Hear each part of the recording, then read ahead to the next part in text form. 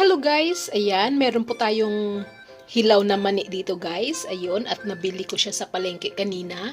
2 kilo po ito guys, lahat, ayun.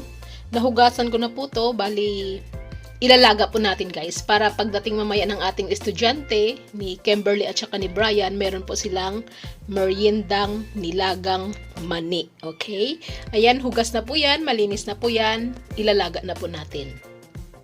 Yan, ilalaga na natin guys. Bali, lagyan lang natin siya ng tubig. Hot water na po guys ang gamit ko ha, para mabilis kumulo po. Ayun. Yan, 4 cups bali yung inad ko na water guys. Dapat ganyan siya, yung na apaw ba? Diba? Ayan. And then, maglalagay tayo ng asin.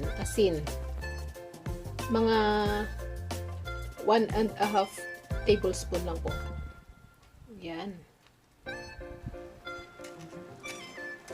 Gusto ko kasi guys sa nilagang mani is medyo maalat-alat talaga siya. Mas masarap.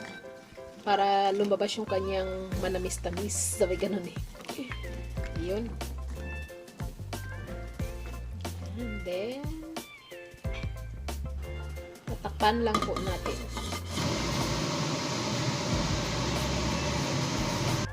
Ayan guys, after 25 minutes, ayan na siya. Titikman po natin kung luto na at saka yung kanyang alat kung okay ba.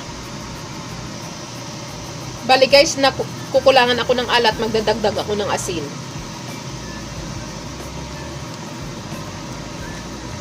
Bali sa 2 kilos of mani, 4 cups ng water at saka 1.5 tablespoon of salt ang nilagay ko lahat guys. Ayan.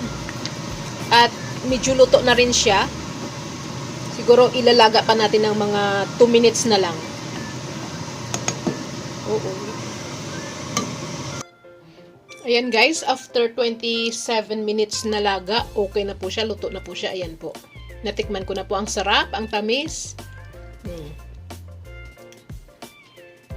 But blurred. Ayan na guys, luto na ang ating nilagang mani. Ayun. Ang pangit na ng kanyang balat pero ang ganda ng kanyang loob guys. Oh. Ano siya? Malaman talaga siya. Punong-puno. Look. Wow. Diba? Malaman siya. Ang tamis niya. Yan na. Kain po tayo guys. Nilagang mani. Thank you for watching. Please like, share, and subscribe to our channel. Thank you so much. See you next time. Bye-bye.